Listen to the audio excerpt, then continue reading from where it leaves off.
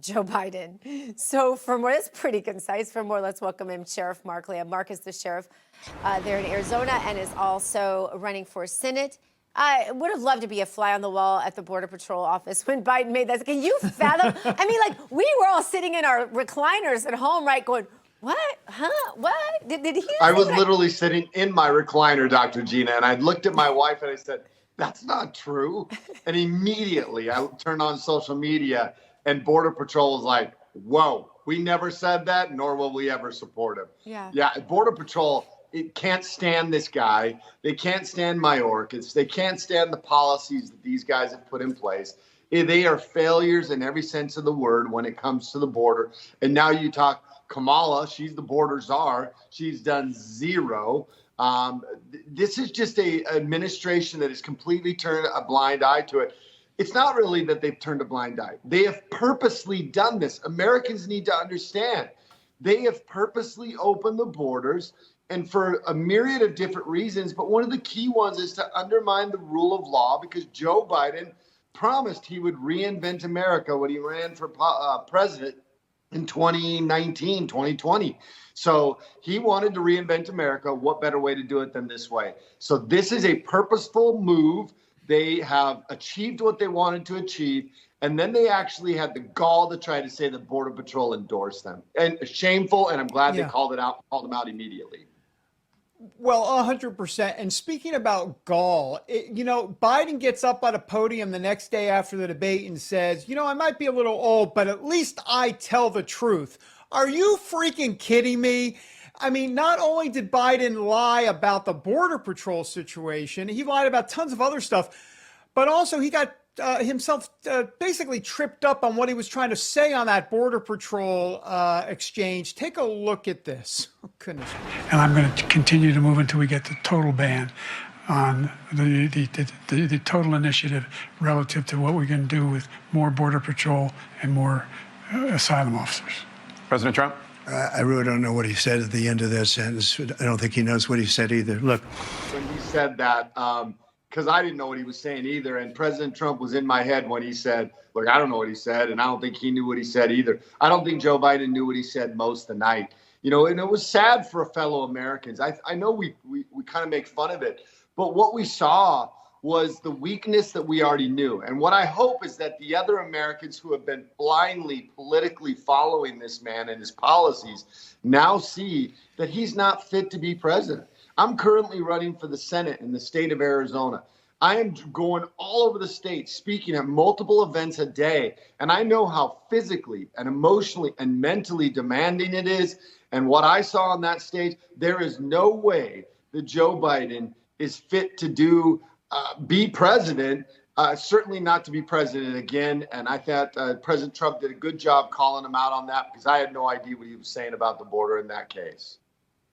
Sheriff Lamb, you brought up the fact that you're running for Senate. I recently read an article saying that your primary opponent, Kari Lake, is refusing to debate, that she won't debate you. Do you see that as a slap in the face? Well, look, all I can control is what I believe. And what I believe is I'm here to I'm showing up for the people of Arizona. I want to present to them why I think I would be a good candidate for the U.S. Senate. Like I always say, I'm not running against anybody. I'm running for the U.S. Senate seat. I think that's what Americans want. That's what Arizonans want. Just tell me who you are, what qualifications you bring to the table, and then they'll decide when they go into the voting booth. And what I do bring is 8 years experience on the border, 20 years in law enforcement. I've managed large budget. I've got the experience and the issues that we're dealing with as a country. That was a diplomatic answer. Do you think the people of Arizona deserve a debate then? What I think the people, it's like a job interview. I said this when we were there was a debate. I showed up. I was the only one. And what I said was, this is a job interview. I have never, as a sheriff, I have 600 employees, hired somebody that didn't show up for a job interview. I have only hired people that showed up. And I don't promote people that don't have the experience and the issues that I'm dealing with. They've got to have leadership and experience and qualifications that make them right for the job.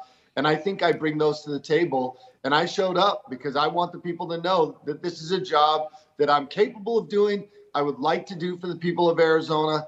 And we've got to take this state back. We've got to send the best person that can win in the general election against the Democrat, because we cannot afford for Arizona, like Dr. Gina said, we've got to get this state of Arizona back in line to where it should be, because this is a red state. We've just lost our way politically. Sheriff, Joe Biden is obviously, the Democrats are very concerned about whether or not he's competent enough to withstand a campaign. But doesn't the question naturally follow, is he competent enough to deal with a midnight phone call regarding a terror threat or a nuclear threat or those kinds of things? Look, I think we all know he had the answers. They did the best they could to give him all the advantages in that debate.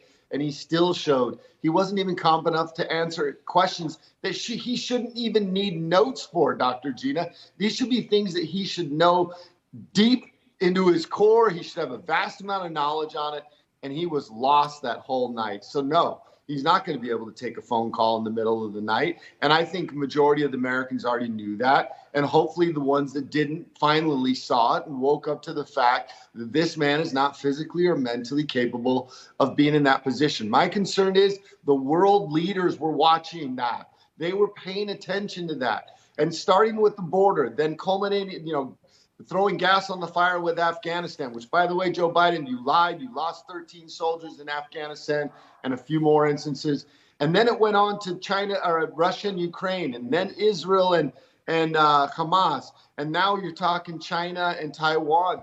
I'm just so concerned about the weakness that was shown on that stage the other night as what the world leaders who don't respect us already think. I certainly am concerned, and we need to make a change as American people, put a strong leader in. Well, it's not that CNN didn't try to cover for him. They were pointing, hey, look over there. That person's asking a question. I don't know if you saw that, was viral this weekend. And not to mention cutting things off at the end so you couldn't see that. Jill had to help Joe down one stair, you all. No wonder he can't do the steps on the Air Force One. But Sheriff, thank you for being with us.